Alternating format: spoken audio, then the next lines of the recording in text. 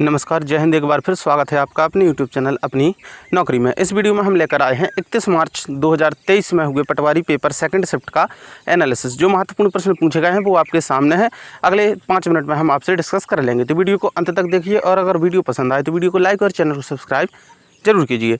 आज का जो हमारा पहला प्रश्न है वो है, उड़िया भाषा को किस अनुच्छेद में रखा गया है? उड़िया भाषा को किस अनुच्छेद में रखा गया है? तो इसे भाग 4 का में अनुच्छेद 51 का के तहत रखा गया है। ठीक है।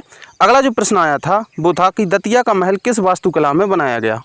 दतिया का महल किस वास्तुकला में बनाया गया? तो इसको बनाया गया था भारतीय इस्लामिक वास्तुकला में। ठीक है।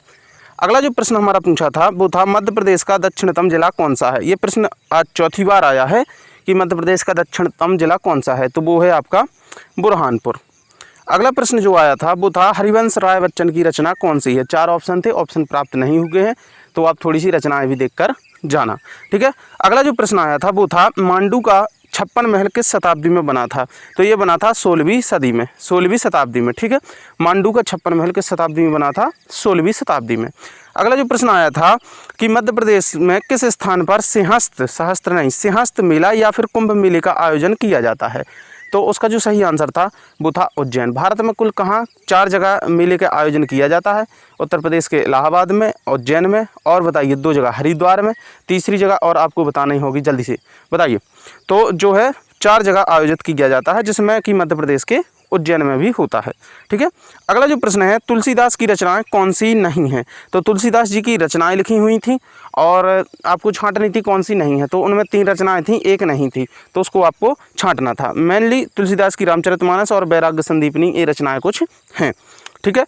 अगला जो प्रश्न आया था, रानी कमलापति महल कहाँ है? तो ये तो आप अच्छे से जानते हैं, अभी चर्चा का विषय भी रहा है हबीबगंज स्टेशन। तो रानी कमलापति महल जो है आपका कहाँ पर है? भोपाल में है।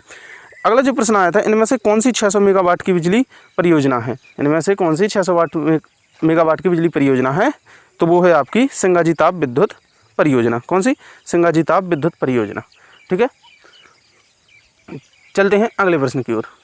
अगला जो प्रश्न था हमारा वो ये था कि तिघरा बोट क्लब कहाँ है?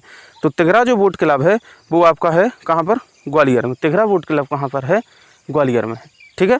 अगला जो प्रश्न आया था, गुप्त वंश के शासनकाल में कितने शिलालेख हैं? गुप्त वंश के शासनकाल में कितने शिलालेख हैं? तो गुप्त वंश के शासनकाल में कुल 50 से भी अधिक शिलालेख प्राप्त हुए हैं। ठीक है। अगला जो प्रश्न आया था वो था, मालवा क्षेत्र के अंतर्गत कौन सा जिला शामिल है?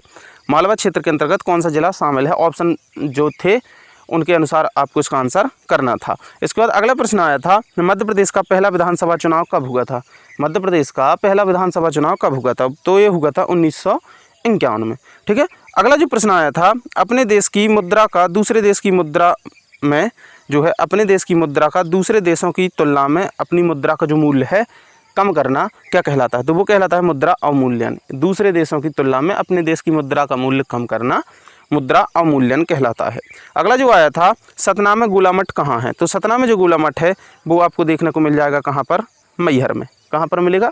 मैहर में। ठीक है। अगला जो प्रश्न था वो था, निम्नलिखित में से किस राज्य में नौरा घाटी राष्ट्रीय उद्यान है? न्योरा घाटी राष्ट्रीय उद्यान है, तो वो आपको मिल जाएगा आपको कहाँ पर?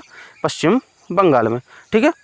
तो यहाँ पर जो है हमने जो प्रश्न प्राप्त हो गए थे सेकंड शिफ्ट के उनको डिस्कस किया है, और अन्य प्रश्न प्राप्त होते हैं तो अगले वीडियो में आपसे डिस्कस करेंगे। इसी तरह के जल्दी से जल्दी आपको एनालिसिस प्राप्त करने के लिए, महत्वपूर्ण प्रश्नों को प्राप्त करने के लिए चैनल को सब्सक्राइब कर लीजिए और वीडियो को लाइक कीजिए अगर वीडियो पसंद आया हो।